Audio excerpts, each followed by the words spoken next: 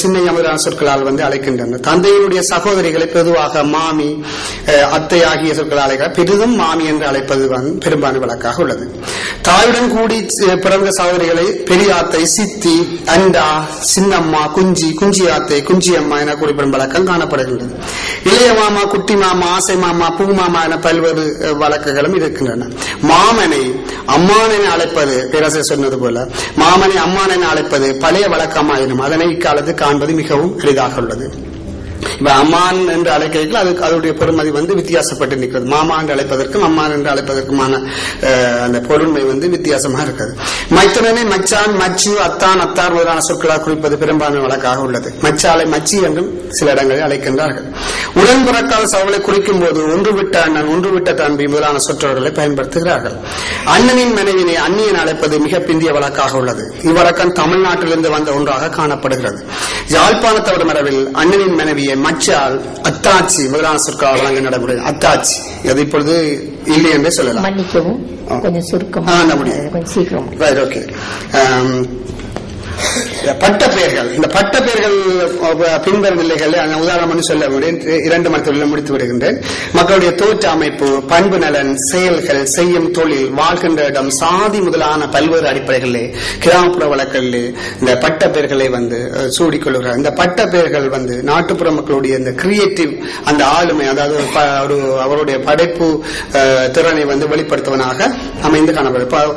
மக்களுடைய பொதுவான தோற்ற அமைப்பு, நிறத்தா, உடலை வச்சு, நிறத்தை வச்சு, உடல் ஊனத்தை வச்சு சொல்லுகின்ற ஒரு பப்பு, மற்றவருடைய பண்பு, அவர்கள் சாப்பிடுகின்ற முறை அல்லது அவருடைய பொதுவான இயல்புகள், விடுப்பு பிடுங்குன்னு சொல்வார்கள். அவ்வாறு பல்வேறு விதமானது. அவருடைய செயல்கள், வாழ்கின்ற இடம், செய்கின்ற தொழில், செய்கின்ற தொழில், சாதி முதலானதுகளை கொண்டும் சொல்கிறார்கள். இந்த ஆட்பெயர் வழக்காறுகளில் பிறநாட்டாருடைய தாக்கம், இந்த கிறிஸ்தவ சமயத்தினுடைய பரம்புகை சைவ சமய பெயர்களுடைய பரவலை பெருமளவுக்கு இல்லாமல் செய்த ஒன்றாக அமைந்தது. ஈழ தமிழர்கள் மேல் நாடுகளுக்கு புலம்பெற தொடங்கியதும் ஆங்கில பெயர்கள் ஆட்பெயர்களில் மிகுந்த செல்வாக்கை செலுத்த தொடங்கின. குறிப்பாக 50களில் தொடங்குகின்ற எங்களுடைய அந்த புலப்பெயர்வு பல்வேறு விதமான நாடுகளிலும் புலம்பெயர்ந்த மக்கள் வாழ்கின்ற இடங்களில் இருக்க அரசியல் பிரபலங்கள், சினிமா பிரபலங்கள் முதலான பல்வேறு பிரபலங்களினுடைய பெயர்களையும் இலக்கிய பிரபலங்கள் சூடிக்கொள்கின்ற போக்கை காணலாம். முடிவாக இப்ப ஆய்பிரதேச மக்களிடையே இப்பொழுது நாகரீகமாக பெயர் வைக்கின்ற எண்ணம் மேலோங்கி நிற்கின்ற தன்மையை காண முடிகின்றது. அத்துடன் இப்ப இந்த இந்திய தாக்கம், குறிப்பாக தமிழ்நாட்டின் தாக்கம் ஆட்பெயர் வழக்காரர்களில் இப்பொழுது மிக மிக வேகமாக செல்வாக்க செல்வது. உதாரணமாக தென்னிந்தியாவுடனான நெருங்கிய ஊடாட்டம், தென்னிந்திய சினிமா மற்றும் சின்னத்திரை வரவுகளினுடைய பெயர்களையும் மற்றும் பல்வேறு அம்சங்களையும் ஆட்பெயர்களிலே உட்படுத்தி பேசுகின்ற அளவுக்கு இப்பொழுது இருந்து வருகின்றது. நன்றி, வணக்கம். நாள் என்று சொல்லுவார்கள். சித்திரை திருநாள்னா அது அந்த அரசருடைய பெயரே சித்திரை திருநாள் தான் சொல்லுவாங்க. அதுக்கு மேல பேர் இருக்கு, ஆனா குறிப்பிடும் போது சித்திரை திருநாள்னு சொல்லுவாங்க. நன்றி. நான் சுருக்கி வச்சிருக்கேன், விரிவாக கேட்டா சொல்லுவேன். நன்றி நன்றி நன்றி. அடுத்த கட்டுரை நம்முடைய பேராசிரியர் முனைவர் சித்திரபுத்திரன் அவர்களுடைய கட்டுரை.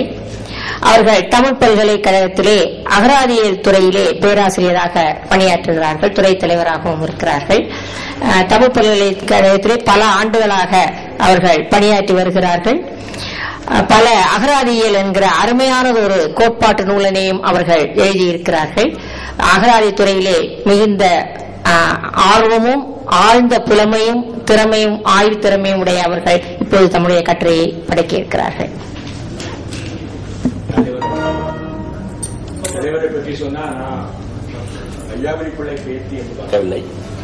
கலைச்சொல் என்ற சொல் தமிழ்நாட்டில் இன்று பரவலாக வழங்கப்பட்டு அதுவும் மாணவர் மத்தியிலே வழங்கப்படுகிறது என்றால் தலைவர் அவர்களின் நூல் என்றுதான் சொல்ல வேண்டும். அந்த அடிப்படையிலே என்ன பாருங்க, கலைச்சொல் அகராதிக்கு புத்துயிர் கொடுத்த அம்மா அவர்களையும் அவர்களின் தாத்தாவான வையாபுரி பிள்ளை என்று சொன்னால் தமிழ் லெக்சிகன் என்றுதான் சொல்வார்கள். அந்த அளவுக்கு இன்று தமிழ் பேரகராதி என்று கிட்டத்தட்ட 1923 வரை உள்ள சொற்களை தொகுத்து அழகாக வழங்கியவர் உங்களுக்கெல்லாம் தெரிந்த வையாபுரி பிள்ளை அவர்கள். அவரையும் வணங்கி என்னுடைய கட்டுரையை ஆரம்பிக்கின்றேன்.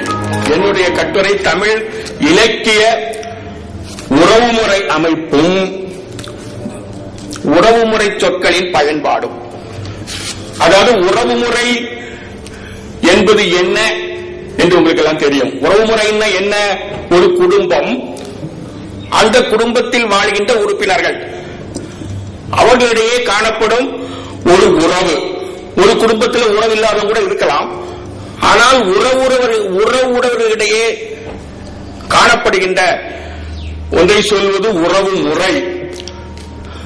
அந்த உறவு முறை எப்படி வெளிப்படுத்தப்படுகிறது என்று சொன்னால் அதற்கே உரிய சொற்கள், அவைதான் உறவுமுறை சொற்கள் என்று நாம் கூறுகிறோம். அந்த உறவுமுறை சொற்களை பற்றி நான் வந்து பார்த்தா டாடி ஆயிப்போச்சு, மம்மி ஆயிப்போச்சு, அங்கிள் ஆயிப்போச்சு, ஆண்ட் ஆயிப்போச்சு. யாரை பார்த்தாலும் டாடி டாடிங்கிறான், ஆண்ட் ஆண்டுங்கிறான். அதை பார்க்கும்போது மனது வருத்தப்படுகிறது. இதை கூறிவிட்டு எனது கட்டுரையை ஆரம்பிக்கிறேன். அதாவது இன்று இருக்கின்ற உறவுமுறை அமைப்பு சங்க காலத்தில் இருந்ததா என்று பார்க்கும்போது சங்க காலத்தில் இருந்த உறவுமுறை அமைப்பு என்ன என்று சொல்லும்போது, சங்க காலத்தில் தனியன் உறவுமுறை என்றால் என்னை வைத்துக் கொண்டால் எனக்கு முந்தைய உறவுமுறை உண்டு. அதுதான் பெற்றோர் உறவுமுறை. அந்த பெற்றோர் உறவுமுறைக்கு முந்தைய உறவுமுறை பாட்டன், தாத்தா, பாட்டி என்ற உறவுமுறை.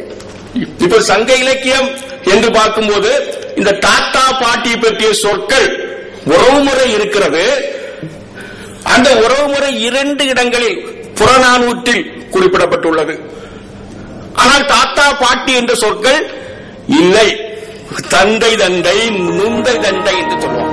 தந்தையின் தந்தை, இன்னைக்கு அப்பா அப்பா அப்பப்பா அம்மா இல்லையா?